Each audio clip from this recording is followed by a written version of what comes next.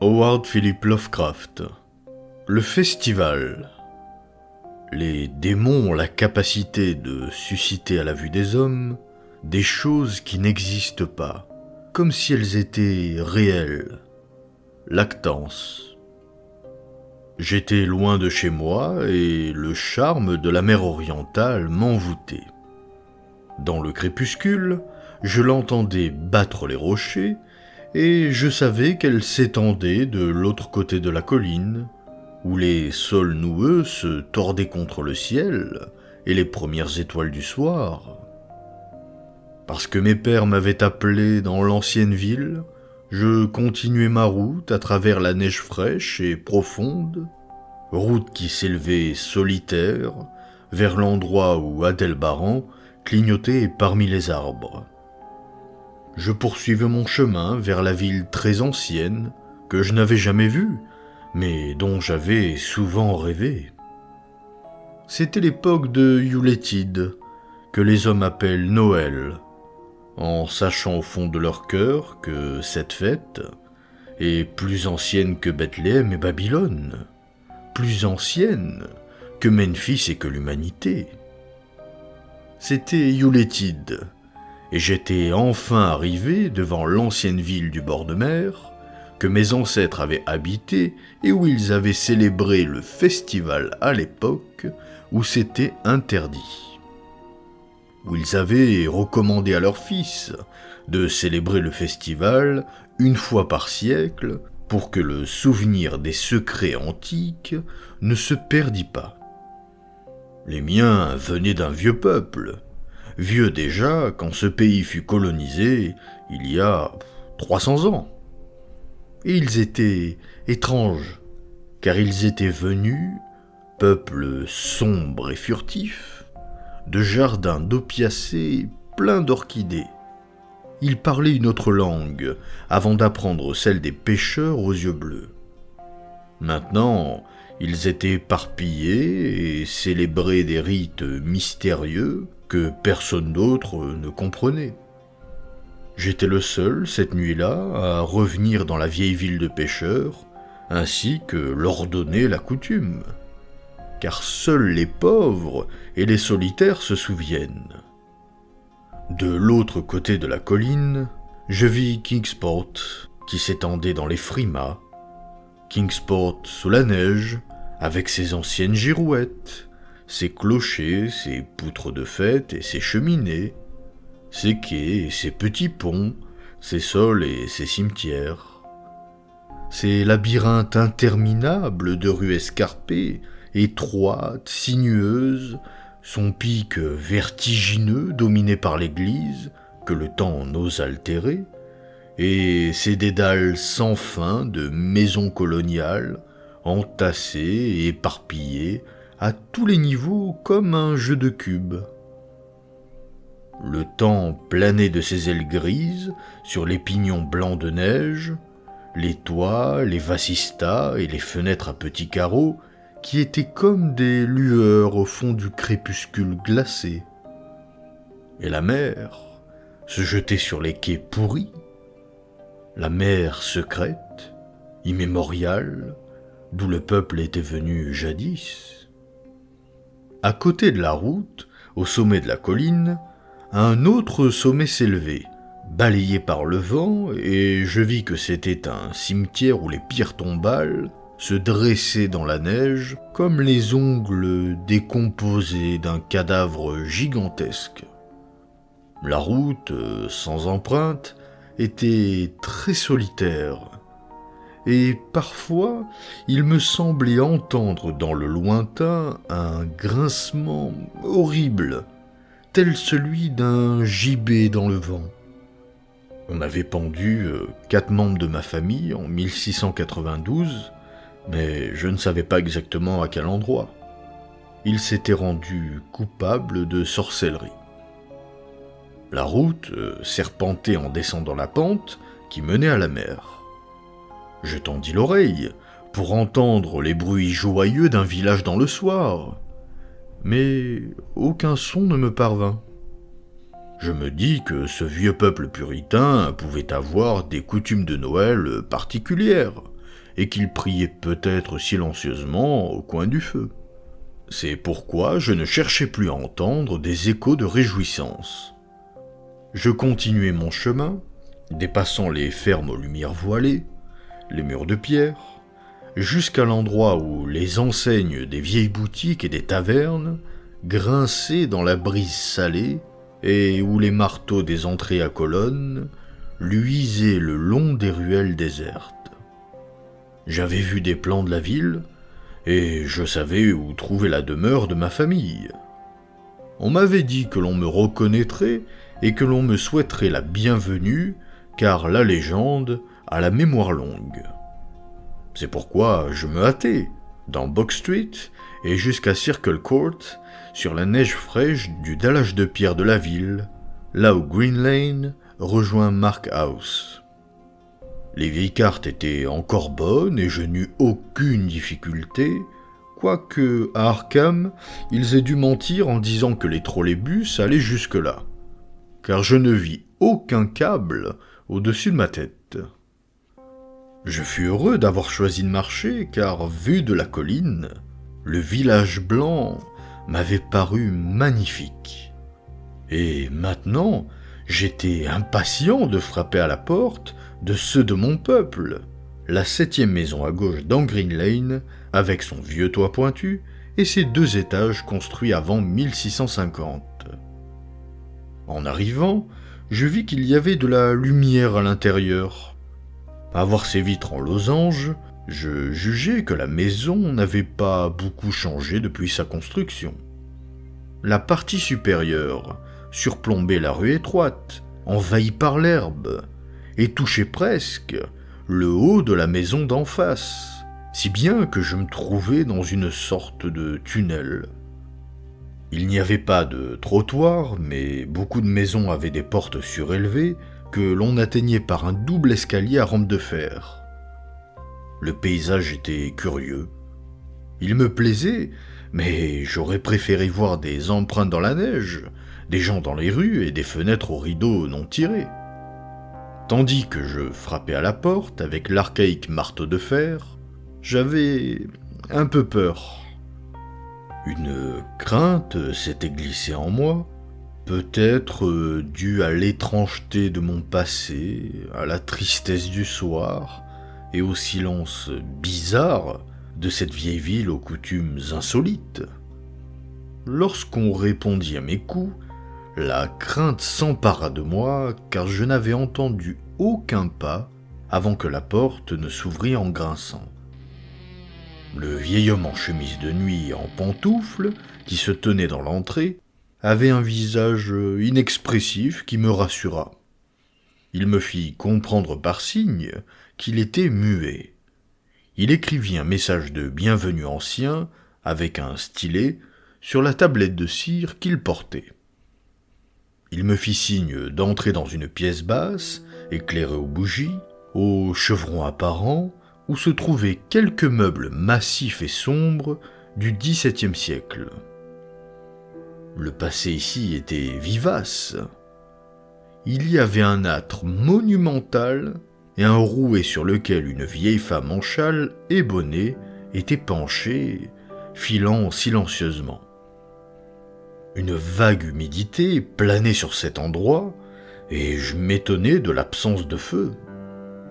Le banc à haut dossier faisait face à la rangée de fenêtres aux rideaux tirés, et semblait être occupé, bien que je n'en fusse pas sûr. Je n'aimais guère ce que je voyais, et de nouveau j'eus peur. Cette peur était accrue par l'expression des visages de mes hôtes. Leurs yeux ne bougeaient pas, et leur peau ressemblait trop à la cire. Je fus bientôt sûr que ce n'était pas un visage, mais un masque habile. Cependant, les mains flasques et gantées de l'homme écrivirent quelques mots sur la tablette. Il me fallait attendre un instant avant qu'on me conduise au lieu du festival. Désignant une chaise, une table et une pile de livres, le vieil homme quitta la pièce. Et quand je m'assis pour lire, je vis que ces livres, vieux et moisis, comprenaient le terrible merveille de la science, du vieux Morister, le redoutable Sadducismus Triumphatus de Joseph Glanville, publié en 1681, le terrifiant Daimonolatria de Rémigius, imprimé en 1595 à Lyon, et puis encore, l'innommable Necronomicon, livre que je n'avais jamais lu, mais dont j'avais entendu dire des choses monstrueuses. Personne ne me parlait, mais j'entendais le grincement des enseignes dans le vent, au dehors, et le chuintement du rouet pendant que la vieille femme en bonnet continuait en silence à filer, à filer. Je trouvais la pièce, les livres et les gens sinistres et inquiétants, mais comme la vieille tradition de mes ancêtres m'avait convié à d'étranges célébrations, je décidai de m'attendre à des choses bizarres.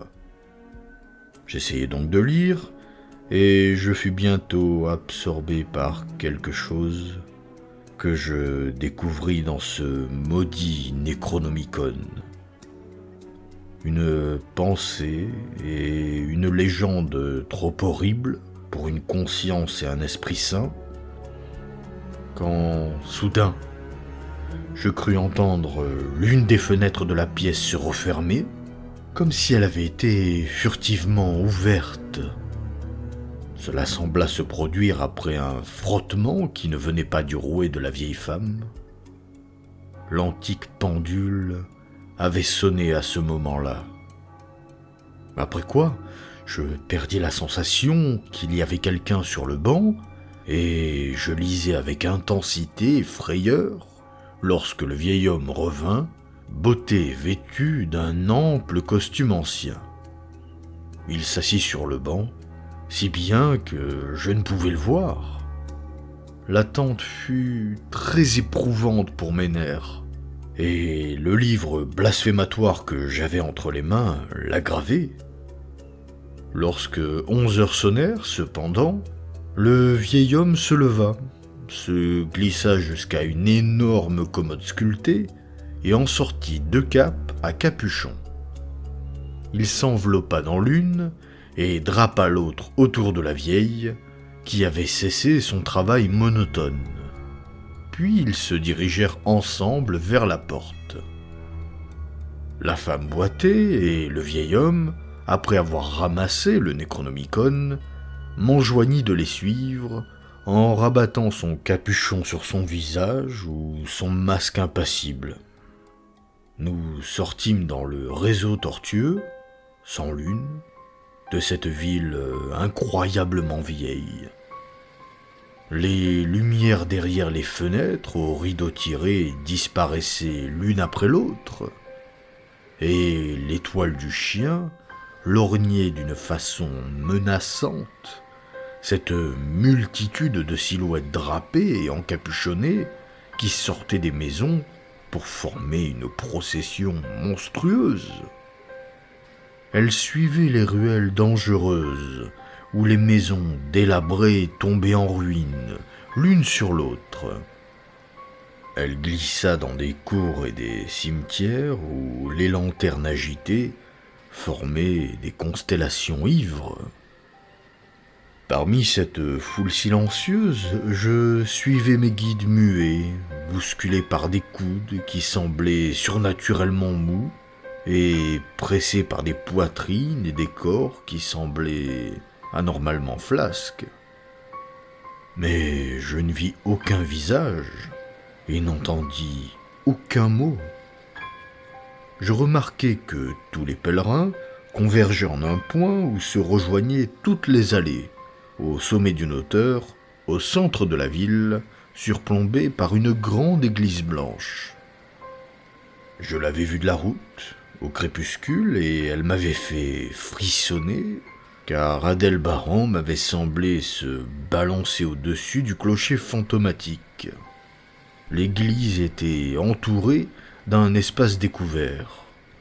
D'un côté, des tombes spectrales, de l'autre, un square pavé d'où le vent avait balayé la neige et où s'alignaient des maisons archaïques à l'aspect inquiétant.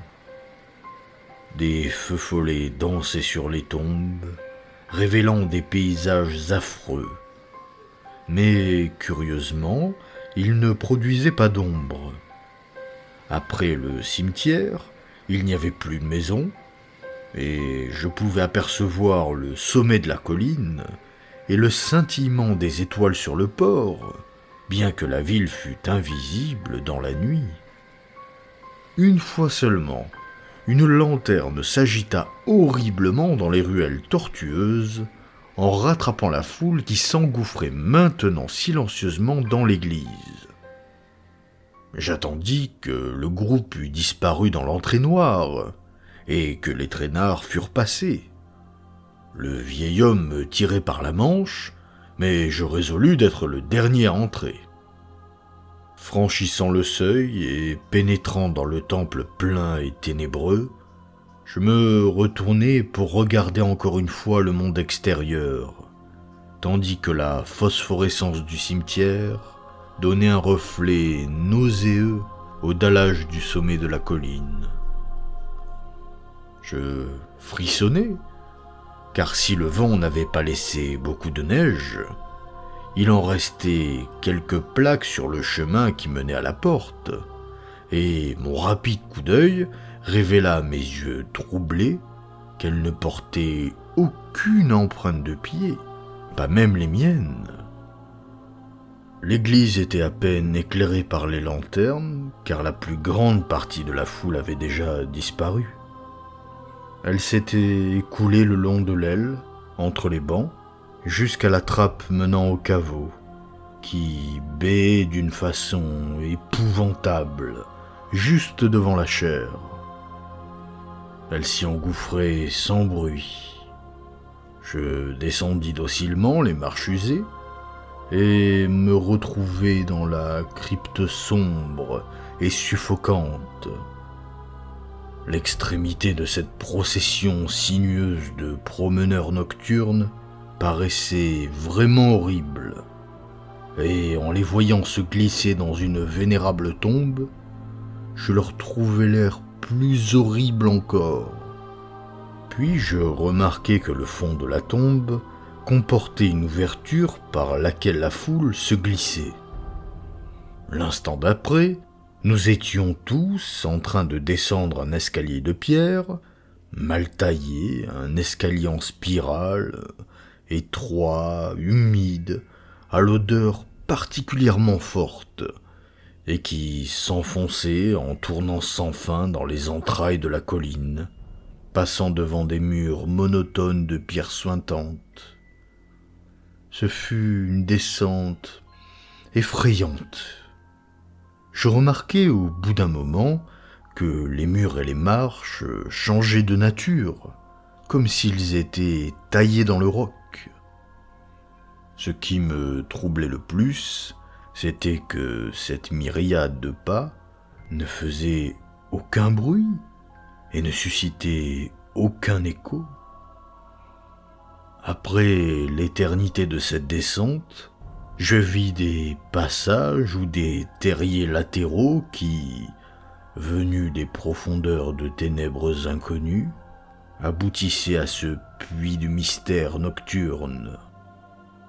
Ils devinrent bientôt très nombreux, comme des catacombes sacrilèges, chargées d'une menace sans nom. Et leur forte odeur de décomposition devint vite insoutenable.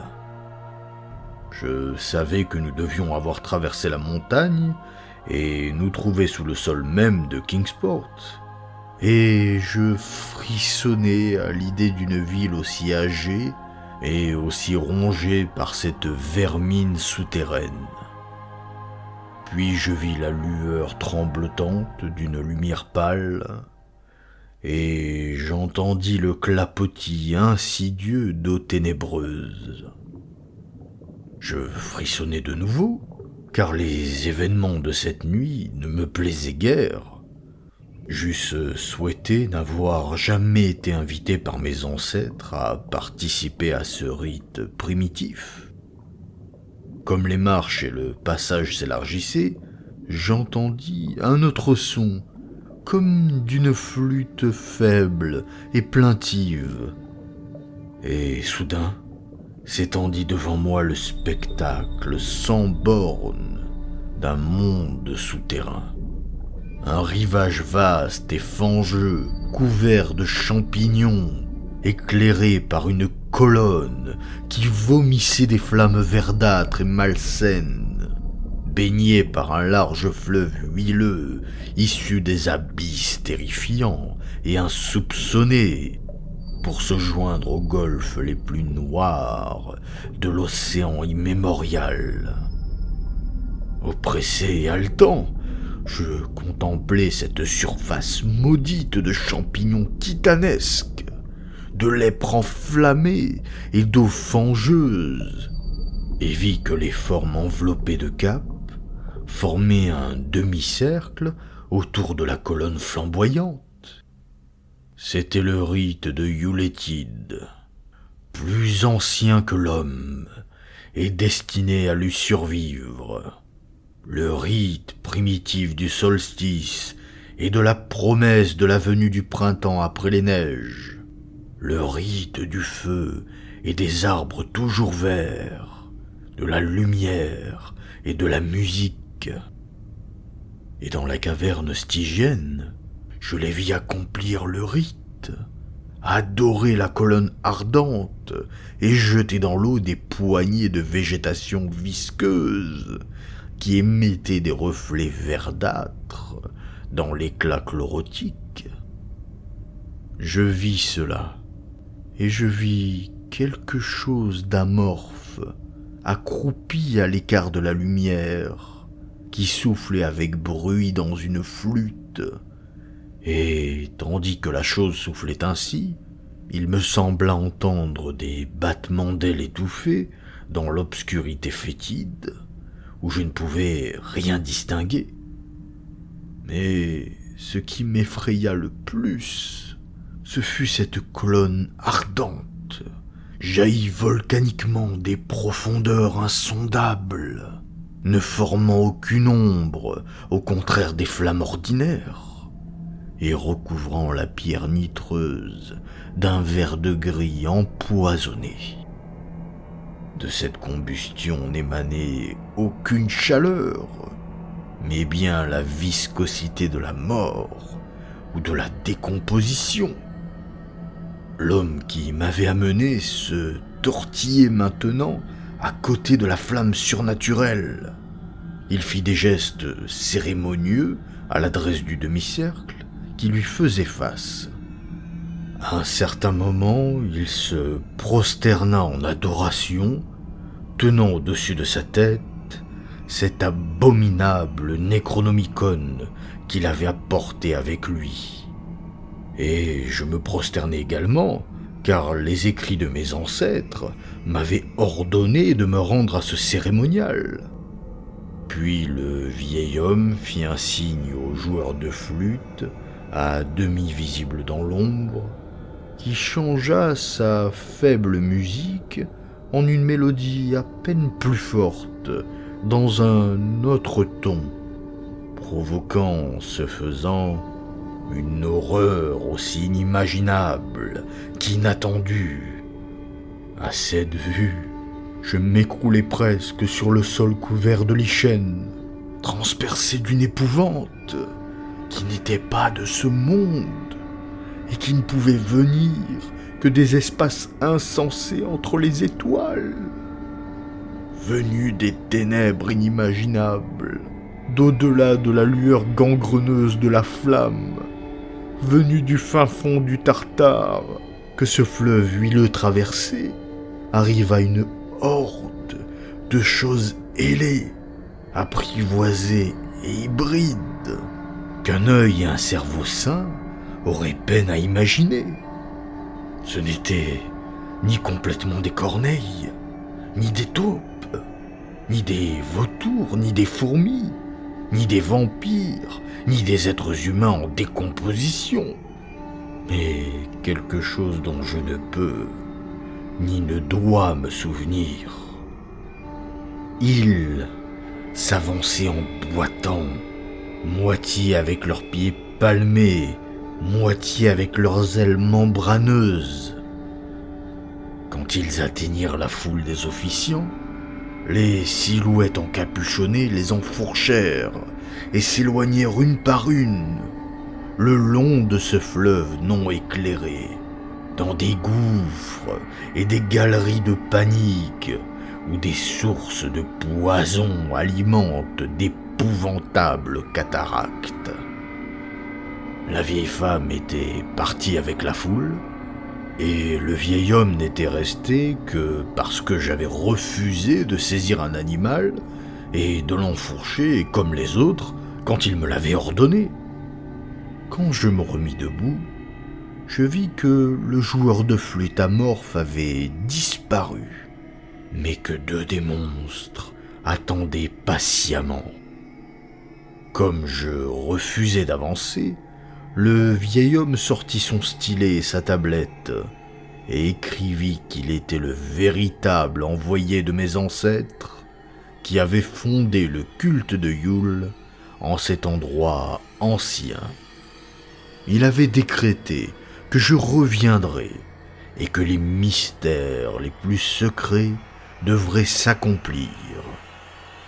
Il écrivit tout cela en lettres anciennes, et comme j'hésitais encore, il tira de dessous son vêtement un sceau et une montre, tous deux aux armes de ma famille, pour prouver qui il était.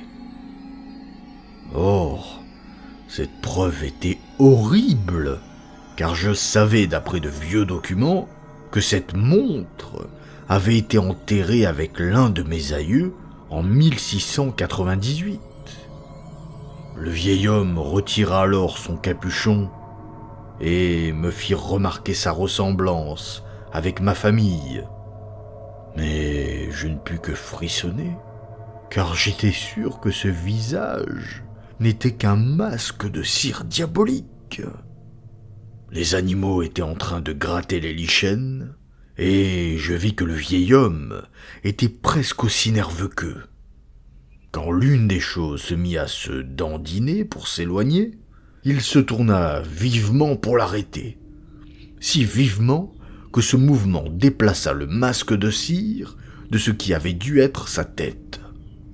Et alors, comme cette chose de cauchemar me barrait le chemin de l'escalier de pierre par lequel j'étais descendu, je me jetai dans le fleuve huileux qui coulait en bouillonnant vers la mer. Je me jetai dans ce jus putride de la terre, avant que mes hurlements de délire n'eussent attiré sur moi les légions des charniers de ces profondeurs pestilentielles.